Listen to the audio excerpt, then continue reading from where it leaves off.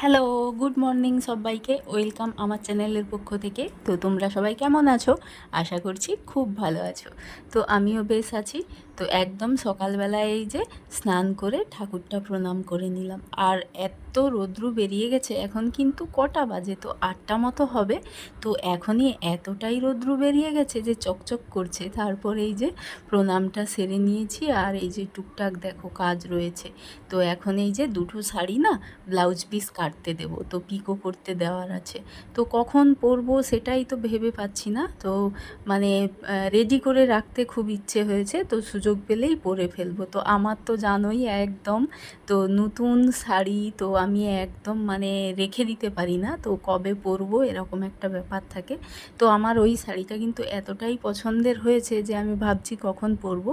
তো রেডি করে এই যে নিয়ে যাচ্ছি, নিচে নিয়ে যাব, তো সেলাই করতে দেব, বর্মশাইকে দিয়ে দেব, তো বাজার থেকে করে এনে দেবে।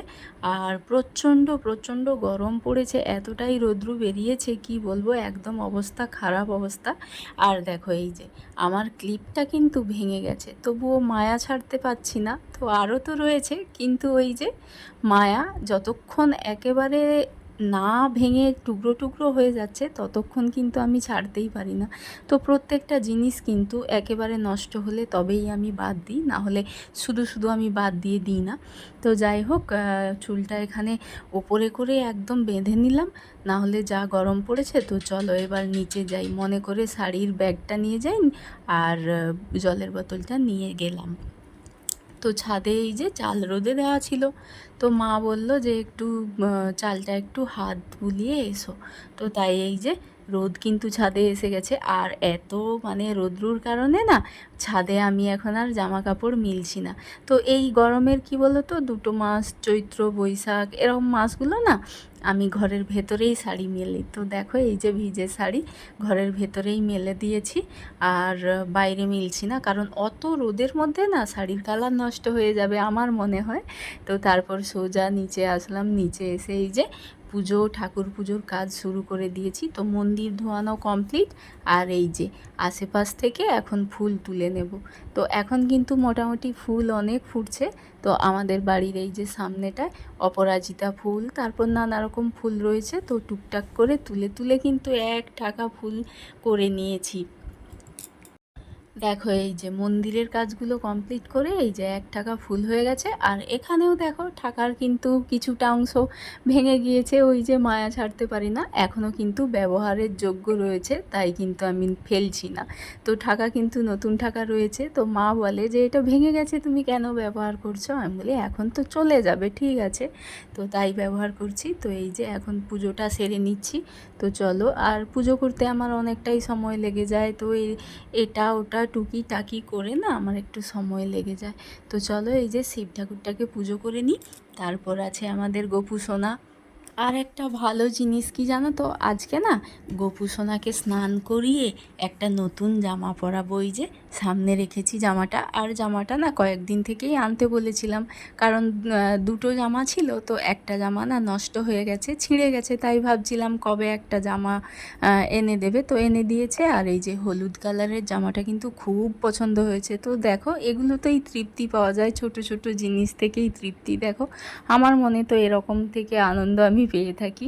তো হলুদ জামাটা পরে কিন্তু আমার কিউট সা গপুকে একদম সুন্দর দেখাচ্ছে। তো তারপরে এই যে পুজো আর বাকি পুজোগুলো সেরে নিচ্ছি। তার মাঝে দেখো টুকাই স্কুল থেকে এসে গেছে, ও তো অঙ্গনওয়াড়ি স্কুলে যায়, তো স্কুল থেকে এসে গেছে, এখন 9টা বেজে গেছে, তো তাই ও এসে গেছে।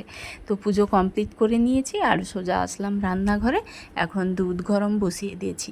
আর আজকে জানো তো তনভীর স্কুল অফ আছে, মানে কাল থেকে পরীক্ষা শুরু হয়েছে, একটা পরীক্ষা হয়েছে, তো আজকে অফ আছে, তো ছুটি আছে। তো তারপরে আবার কাল থেকে রয়েছে, তো সেই কারণে দুই বোনে এখন কিন্তু শুধুই কি বলবো বদমাইশি শুরু করেছে। আর তনভি আমার ক্যামেরা করছে কেন জানো তো, ও হচ্ছে ফোন দেখবে, তো ওদের হাতে ফোনটা ছিল। টুকাই কিন্তু প্রচণ্ড নেশাগ্রস্ত হয়ে গেছে ফোনের, কি বলবো খুব কান্নাকাটি করে, ওই বোকাঝোকা লাঠি দেখিয়েই কিন্তু আমি ওটাকে সাইজ করি মোটামুটি। তো এখানে দেখো দুধ গরম হচ্ছে, আর এদিকে করছি ডিম ভাজা। তো বরমশাই বলল যে ডিম ভাজা দিয়ে মুড়ি খাবে, সেই কারণে এই যে ডিম ভাজা করছি। আর এই সসপ্যানটার দিকে কেউ দেখবে না, কিন্তু এটা ভালো কাজে দেয়, কালো হলেও কি হবে, এটা ভালো কাজ দেয়। তো তারপর দেখো ওরা ফোন দেখার জন্য কেমন করছে, এখানে বসে রয়েছে আর টুকাই দেখো কি করছে। তো দেখো এখানে ভয়েস ওভার দেওয়ার পরে না আমার একটা ভিডিও ক্লিপ টুক করে ডিলিট হয়ে গেল হাত লেগে। তো কি করব বলো, আমার কথা শুনেই বুঝতে পারছো। আর দেখো এই যে বোকা মেয়েটার কাণ্ড দেখো। তো যখনই কিন্তু একা একা মানে থাকি, তো মনের মধ্যে জমা কষ্টগুলো এইভাবে বের করে দিই। তো দুঠোপা চোখের জল ফেলে দিয়েই কিন্তু আমি কষ্টগুলো কম করি, যেগুলো তোমাদের সাথেও শেয়ার করতে পারছি না। কি বলো তো, কারোর সাথেই করা যায় না, তো একটা পার্সোনাল জায়গা থাকে, তো সেই জায়গা থেকে তো এখন মনে হচ্ছে, আমি দেখছি যখন ভিডিওটা, তো তখন মনে হচ্ছে নিজেকে খুব বোকা মনে হচ্ছে। আর যখন ওই কাজটা করছিলাম তো তখন মনে হয় মানে কিছুই মাথায় আসছিল না। তো তারপরে দেখো মন খারাপের মাঝে এই যে রান্নাগুলো কমপ্লিট করে নিয়েছি। ওখানে ডাল, তারপরে বিনসের পোস্ত করেছি, আর সজনে ডাঁটা ভাজা করেছি, আর এটা হচ্ছে কলা গাছের যে থোড়, তো সেই থোড়টা ভাজা করেছি। এখানে চিংড়ি মাছের কারি করেছি, আর তো এইগুলো দেখিয়ে দিলাম। তো এত কিছু রান্না মোটামুটি আমার কমপ্লিট হয়ে গেছে। তো এখন খাওয়া দাওয়ার কমপ্লিট করতে হবে। তো তার মাঝে দেখো এই যে বাচ্চাদের স্নান করানো সব কিছুই কিন্তু হয়ে গেছে। এখন খাওয়া দাওয়া আমাদের কমপ্লিট হয়ে গেছে। আর বাইরেটা এসে একটু দেখছি, মানে একদম রোদে খাঁ খাঁ করছে।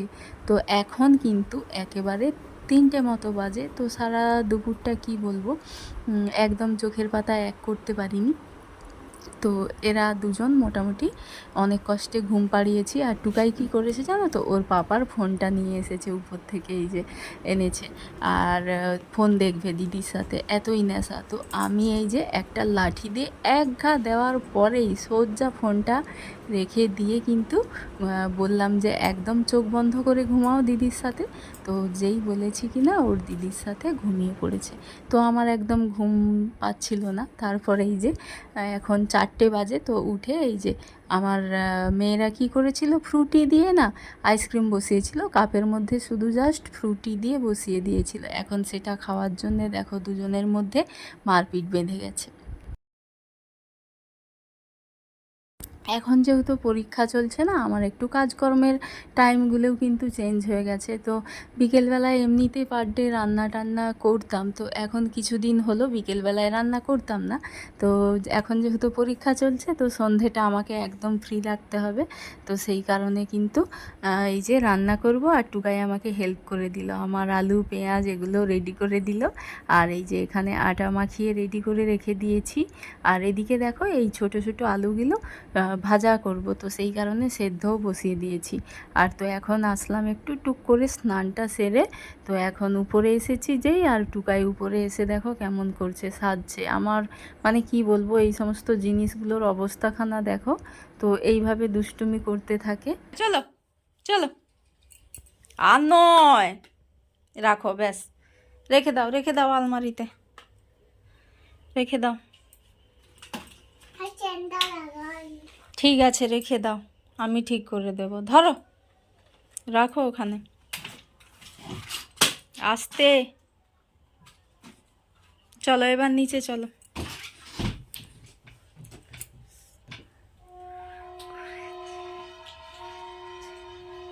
তারপরে এই যে আবারও একটু সন্ধেবেলায় এই যে চালে হাত বোলানোর ব্যাপার ছিল, তো সেটা করে নিলাম। তো সোজা আসলাম ঠাকুর ঘরে। তো সন্ধে লেগে গেছে, এসেই কিন্তু সোজা সন্ধেটা দিয়ে দিলাম।